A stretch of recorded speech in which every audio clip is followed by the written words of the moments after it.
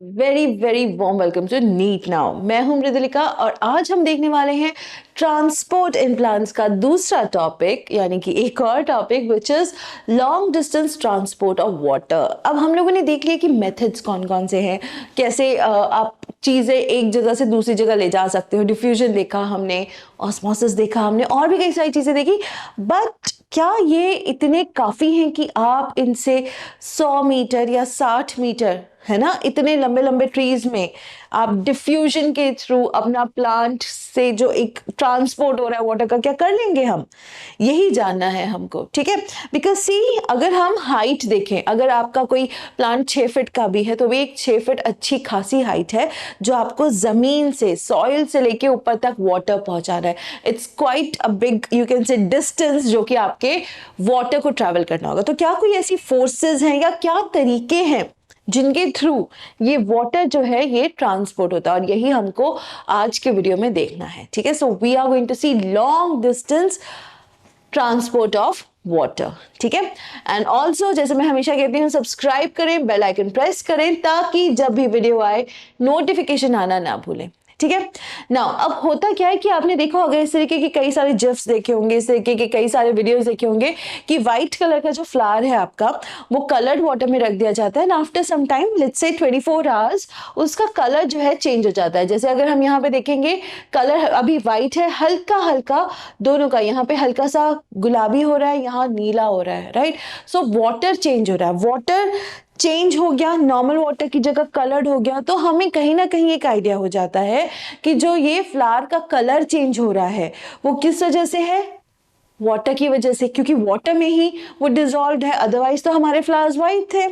Water का colour हमने change किया, इसीलिए फ्लावर्स का कलर चेंज हो गया। तो ये सिस्टम कहीं ना कहीं, या ये एक्सपेरिमेंट छोटा सा हमको ये बताता है कि पानी जो है वो नीचे से ऊपर तो जाता है, पर कैसे जाता है ये समझना जरूरी है।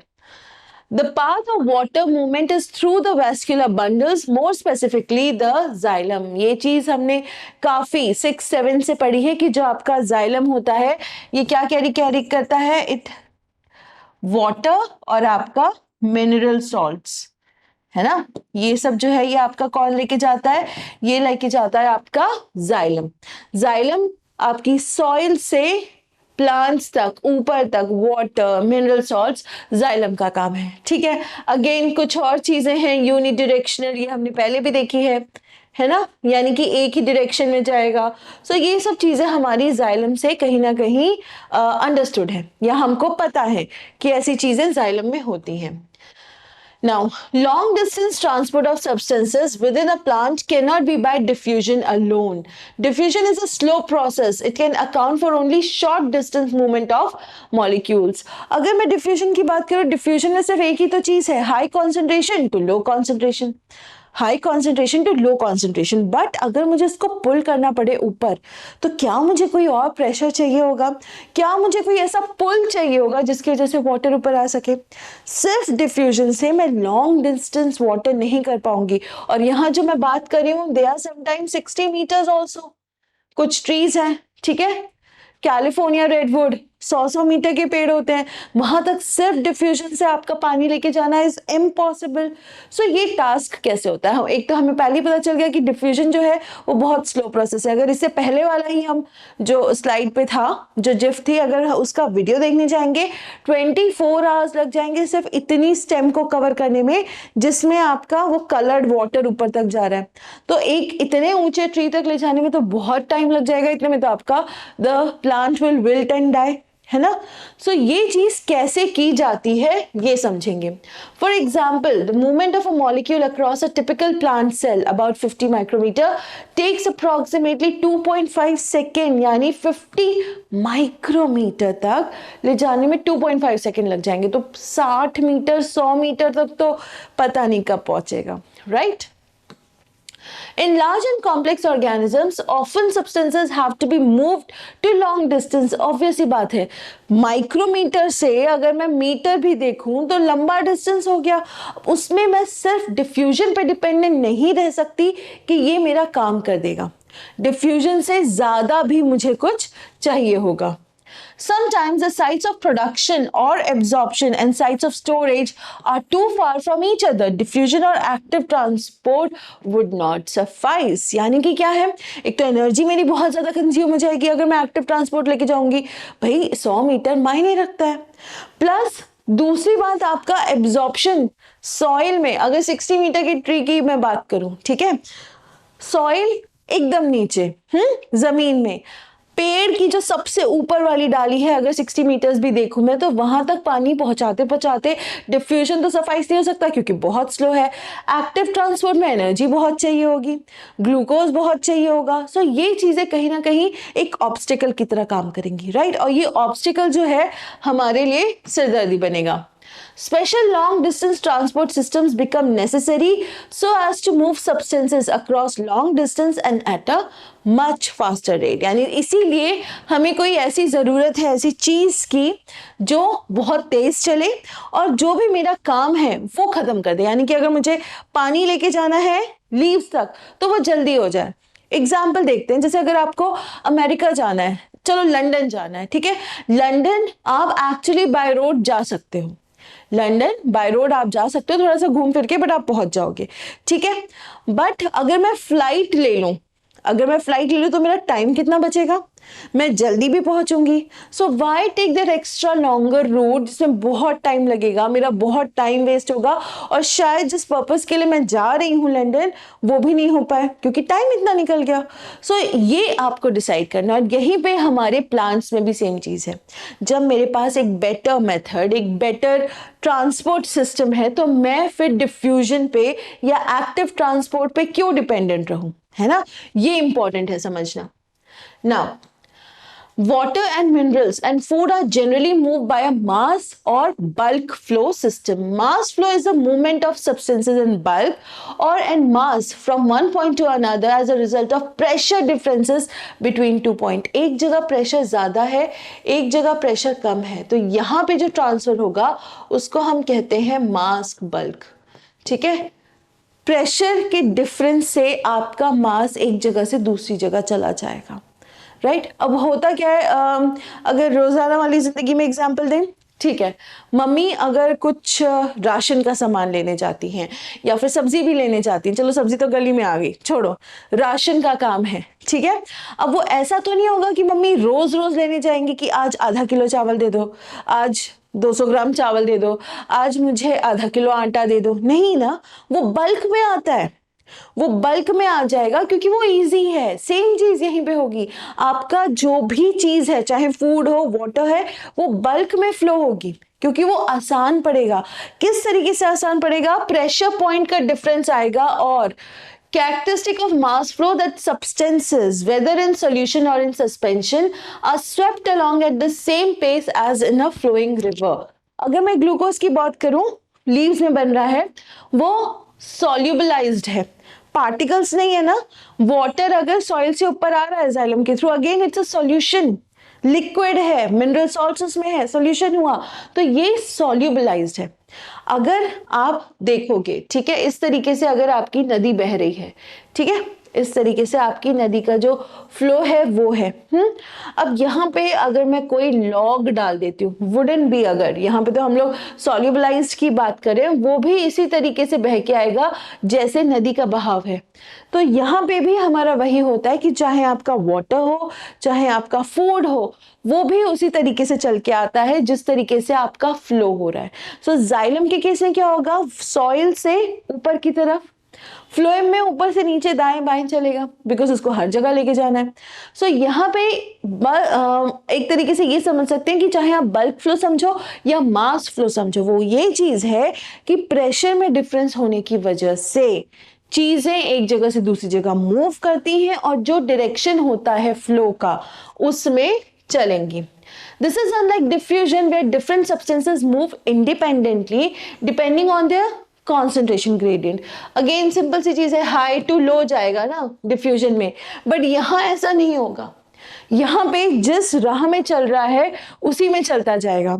आप ये एक्सपेक्ट नहीं कर पाओगे कि ये अपना कॉन्सेंट्रेशन ग्रेडियंट बना के चल दे, क्योंकि वाटर का कॉन्सेंट्रेशन ग्रेडियंट तो सबसे ज्यादा सॉइल में है, वहां से चलो रूट्स में आ गया, रूट से ऊपर तक कैसे जाएगा, हमें पहले ही पता है डिफ्यूजन बहुत स्लो है है ना। सो इसीलिए आपका डिफ्यूजन के अपोजिट है, ये उस तरफ चल रहा है जिस तरफ आपका पूरा मास फ्लो हो रहा है। बल्क मतलब ज्यादा, है ना। Bulk flow can be achieved either through a positive hydrostatic pressure gradient, जैसे कि आपका garden hose, और a negative hydrostatic pressure gradient, suction through a straw।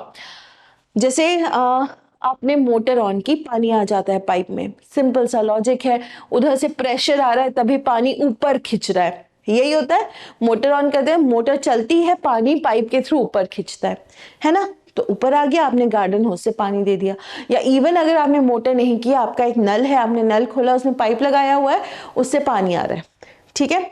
दूसरा, जब आप कोई ड्रिंक पी रहे होते हो, आप कोई मिल्क शेक पी रहे होते हो, आप उसमें स्ट्रॉ डालते हो, आप सक करते हो, पानी ऊपर आ गया, यही है आपका हाइड्रोस्टैटिक प्रेशर, जो कि बल्क फ्लो, ठीक है, पॉजिटिव से होगा, जैसे कि आपका गार्डन होस, पाइप में पानी आना, या फिर नेगेटिव, जो कि नीचे से ऊपर आ रहा है आपका, जब आप कुछ ड्रिंक कर रहे हो, when you are sucking something, तो वो नीचे से ऊपर आ रहा है, जैसे कि आपके स्ट्रॉ से, ठीक है।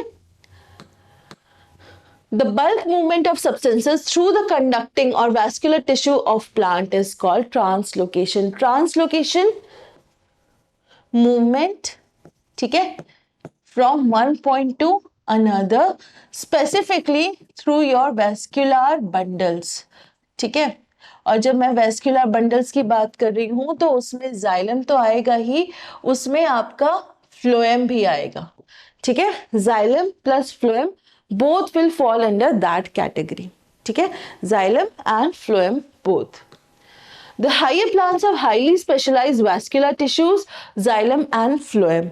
Xylem is associated with translocation of mainly water, mineral solids, some organic nitrogen and hormones from roots to aerial parts। So जहां तक xylem की बात है, xylem क्या क्या लेके आ रहा है आपका, वाटर जो कि आपके सॉइल में है, minerals again in your soil, ठीक है, nitrogen again in your soil. So ऐसी चीजें जो आपको सॉइल में मिलेंगी, वो जाइलम नीचे से लेके ऊपर जा रहा है। वही फ्लोएम की अगर मैं बात करूं, फ्लोएम क्या लेके आएगा, फूड।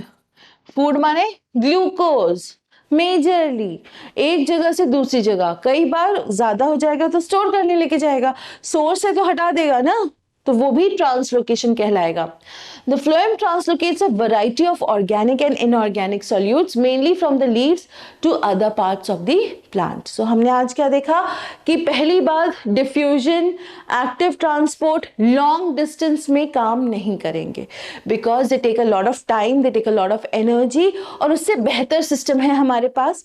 वो बेहतर सिस्टम क्या है, प्रेशर चेंज करोगे, काम बन जाएगा, काम बन जाएगा, और ज्यादा से ज्यादा बल्क मूव कर पाओगे। तो मैं वो सिस्टम यूज करूंगी rather than using diffusion and active transport. Negative and positive के एग्जांपल देखे थे। पॉजिटिव में हमने क्या देखा था कि गार्डन होज, जिसमें आप पानी देते हो, नल में लगा दिया, आपका पानी बह के आराम से आ रहा है। दूसरा था नेगेटिव, जिसमें आपको सक करना पड़ रहा है, तो पावर लगानी पड़ रही है, अगेंस्ट करना पड़ रहा है, बट क्या हो रहा है, उससे भी काम हो जा रहा है। जब हम देखेंगे इसको, आगे देखेंगे, तो एक कॉन्सेप्ट आपको फेयरली पता भी होगा उस बारे में, बट जब हम ट्रांसपिरेशन देखेंगे, है ना, तब हम ये देखेंगे कि जो ट्रांसपिरेशन पुल होता है वो ही इतना अपने आप में पावरफुल होता है कि जो आपका वाटर है वो ऊपर खिंचा आता है, उसकी वजह से ऐसा सक्शन क्रिएट होता है कि सॉइल से लेके ऊपर तक वाटर क्रिएट हो जाता है, कि जो एक चैनल क्रिएट हो जाता है जिसके थ्रू आपका वाटर ऊपर तक पहुंच जाएगा, ठीक है। एक जगह से दूसरी जगह ले जाने को कहते हैं हम ट्रांसलोकेशन।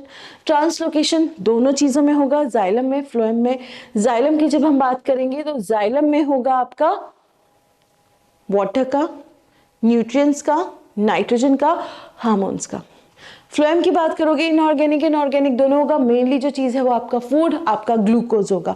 फोटोसिंथेट्स भी इसकी जगह कह सकते हो आप। क्या कह सकते हो इसकी जगह, आप कह सकते हो फोटोसिंथेट्स। सबसे सिंपल कि जो खाना बन रहा है भैया, हम एक पॉइंट से दूसरी जगह लेके जाएंगे, ठीक है। So this is what you need to remember about the long distance, यानी कि लंबे रास्तों के लिए कैसे करोगे। डिफ्यूजन काम नहीं आएगा, एक्टिव ट्रांसपोर्ट काम नहीं आएगा, ठीक है।